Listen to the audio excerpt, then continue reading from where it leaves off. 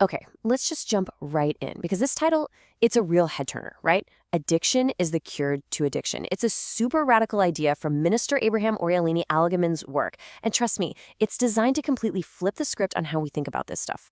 So let's start with the big question, the one that this whole concept is built on. For so long, the story has been about a lack of willpower, right? About being broken. But what if that's not the story at all? What if what we've been calling addiction is actually something else hiding in plain sight? And boom, there it is. This is the foundational shift. The author's whole point is that what we've been labeling a character flaw, well, it's actually a high-performance trait. It's just been pointed in the wrong direction. It's not a lack of strength, it's a massive, overwhelming amount of it. To really get this, the book uses this brilliant metaphor that we're going to unpack.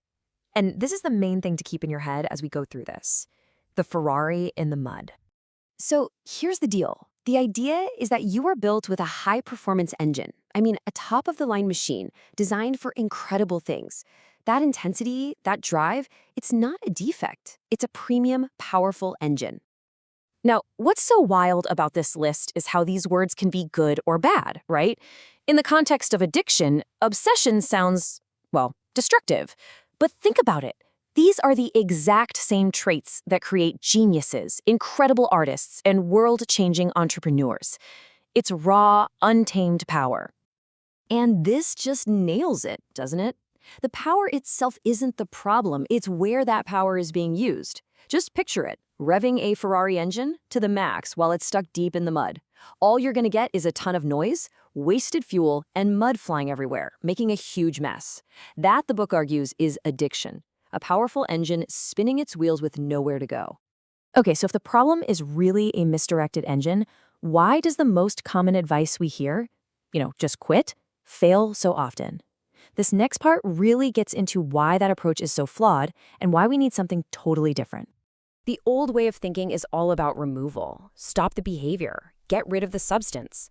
The whole goal is to empty your life of the problem. But here's the kicker. This creates a brand new and maybe even more dangerous problem. And this gets into a really deep spiritual principle. You see, a void is an unstable state. It's just not natural.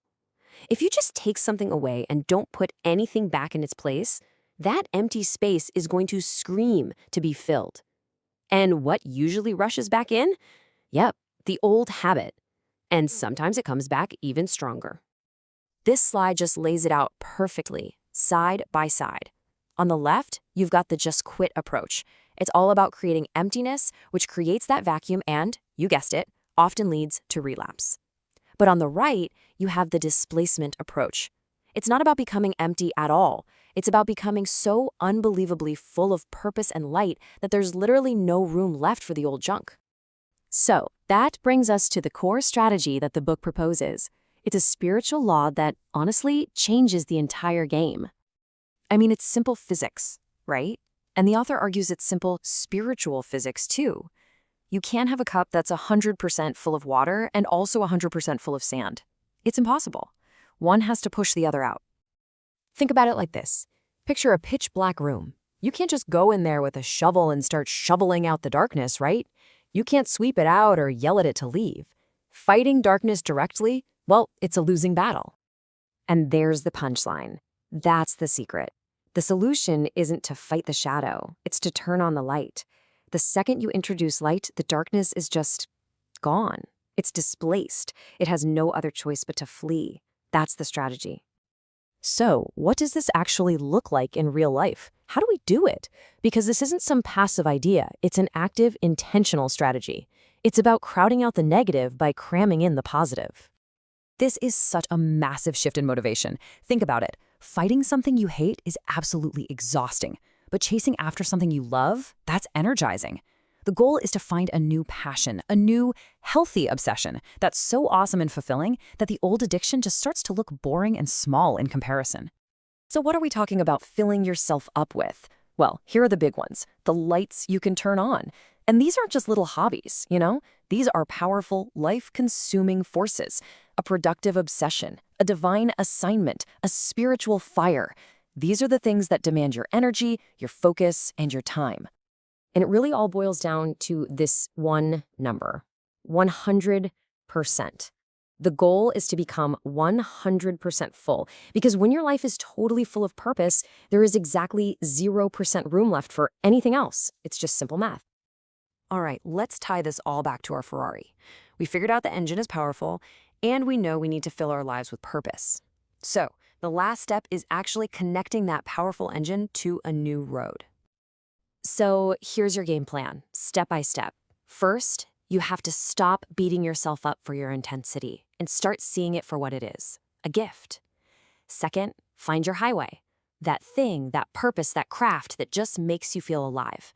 And third, you consciously take all that powerful, obsessive energy that used to fuel the bad habit and you redirect it, you channel it into your new productive purpose.